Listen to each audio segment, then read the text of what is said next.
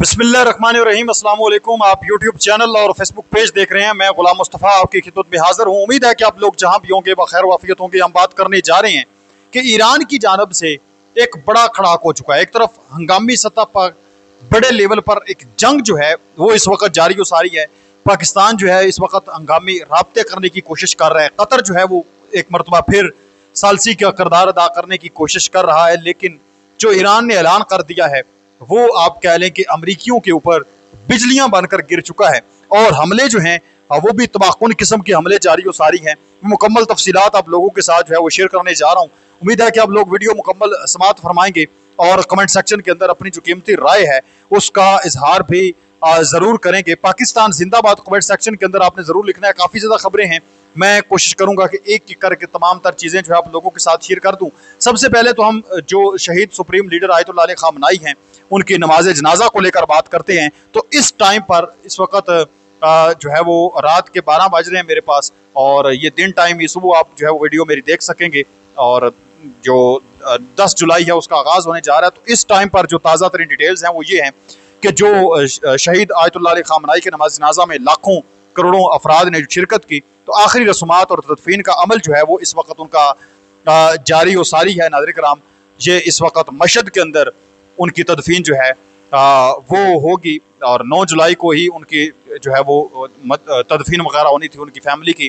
तो इसके साथ साथ जो उनके बेटे हैं मुज्तबा खामनाई, जिनको मौजूदा सुप्रीम लीडर जो है वो बनाया गया उनकी वफात के बाद, तो ईरान के नए सुप्रीम लीडर मुज्तबा खामनाई का अपने वालिद अली खामनाई की आखिरी रसूमात या निजी तदफीन में शिरकत का कोई अमकान नहीं है, क्योंकि इस्लामी इनकलाब गार्ड्स IRGC की जानब से इसके खिलाफ मशवरा दिया गया है। क्योंकि एक जंगी माहौल बना हुआ है और उनका इस टाइम पर जो है वो जिंदा रहना बेहद ज़रूरी है।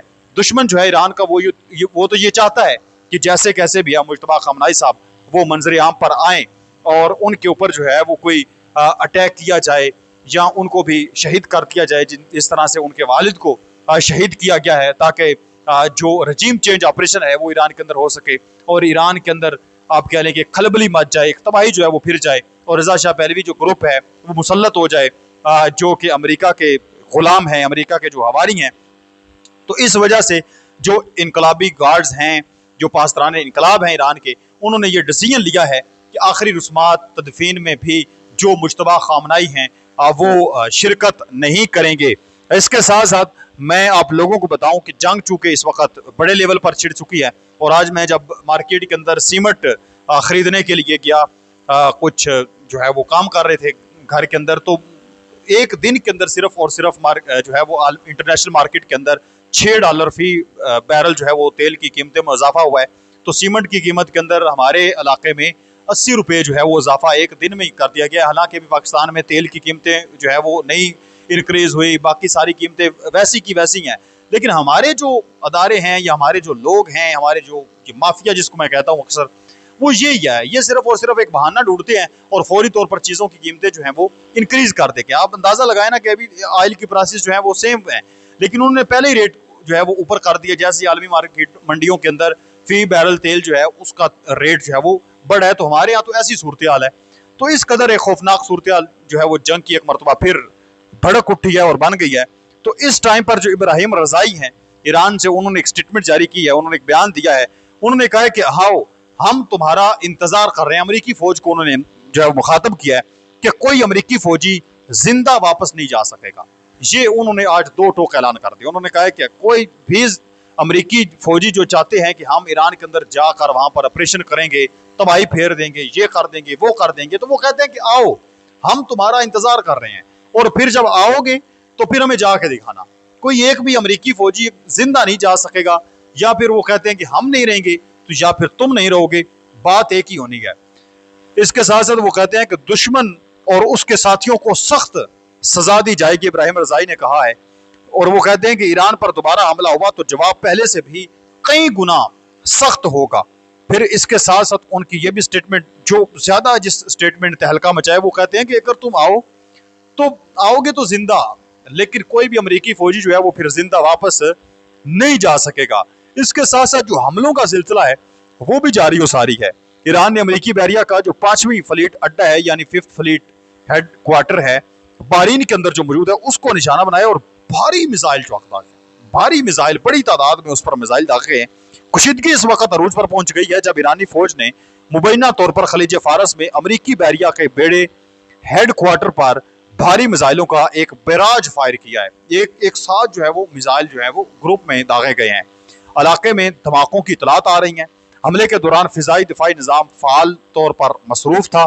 जानी और माली नुकसान की फिलहाल हद जो है वो नामालूम है और खित्ते में बड़े पैमाने पर बराह रास्त तसादुम की निशानदेही करती है कि पैरवी करने के लिए, और ये तसादुम वाकई एक बहुत बड़ा तसादुम है जो इस वक्त भड़क उठा है।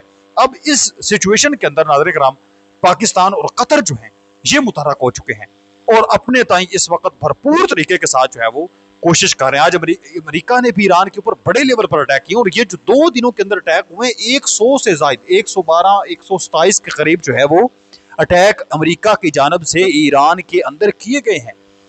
जो वहां पर मौजूद हैं मुख्तलिफ आदाफ जो हैं उनके ऊपर उन्होंने अटैक किया है और अमेरिका ने दावा किया है कि हमने फौजी अहदाफ को निशाना बनाया, जिसके अंदर हमने एयर डिफेंस सिस्टम को तबाह किया है, रडार सिस्टम को, कम्युनिकेशन सिस्टम को हमने तबाह कर दिया है। ये अमेरिका का दावा है। फिर ऐसे ऐसे ब्रिज को निशाना बनाया गया है जहां पर 2-2 4-4 मुमालिक की कनेक्टिविटी थी, जो मैंने गुज़श्ता वीडियो के अंदर आप लोगों के साथ अर्ज किया था, जिस पुल के हवाले से, जिस पुल को इन्होंने तबाह किया है वहां पर चीन, रूस, तुर्कमानिस्तान और कजाकिस्तान जो है वो कनेक्ट हो रहे थे, तो उनको इन्होंने तबाह कर दिया, जिसकी वजह से उनकी कनेक्टिविटी खत्म हो गई है। उनकी आमदो रफ्त, उनका जो इंपोर्ट एक्सपोर्ट का सिलसिला था वो रुक गया। रेलवे लाइन को ये तबाह कर रहे हैं और बुनियादी तौर पर आप जानते हैं रेलवे लाइन को क्यों तबाह किया जाता है, ताकि फौजी साजो सामान जो है वो आगे पीछे मुंतकिल न किया जा सके, इस वजह से ये हमला करते हैं। फिर ईरान के जो जनूब मगरबी सूबे खोजिस्तान में अमरीकी हमलों में पाकिस्तानी इनकलाब के 3 एहलकार जो है वो शहीद हुए हैं। ईरानी सरकारी खबर रसां इरना के मुताबिक जुमेरात के सुबह ईरान के जनूब मगरबी सूबे खोजदान में मुबैना अमरीकी हमलों के नतीजे में पाकिस्तानी इनकलाब के 3 एहलकार जो हैं वो शहीद भी हो चुके हैं। और यही वजह है कि इस जंग को, ये जो जंग अब आउट ऑफ कंट्रोल होती हुई नजर आई है, बड़े लेवल पर जो हमले हुए हैं और अमरीकी बैरी नाकाबंदी शुरू हुई है और इसके साथ साथ जो पाबंदियां थी वो दोबारा ईरान के ऊपर आयद हुई हैं। काफ़ी सारी सेम जिस तरह से सूरत पहले थी वैसी की वैसी हुई है। तो नाज़रीन किराम, इस वक्त ईरानी वज़ीर ख़ारजा अब्बास इराक़ची और फील्ड मार्शल सैयद आसम मुनीर की गुफ्तगू की इतलात मौसूल हुई हैं। रात टाइम जो है वो अभी के सैयद आसम मुनीर जो हैं उन्होंने बातचीत की है। जो पाकिस्तान के फील्ड मार्शल हैं, आर्मी चीफ हैं, उन्होंने जो सैयद अब्बास इराक़ची ईरान के वज़ीर ख़ारजा हैं उनके साथ इस वक्त फ़ोन जो है वो खड़काए हैं।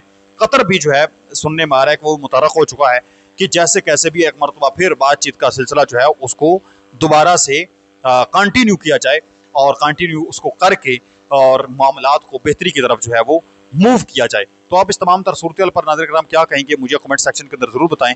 मिलते हैं एक और नई वीडियो में, तब तक अल्लाह निगहबान। पाकिस्तान हमेशा जिंदाबाद।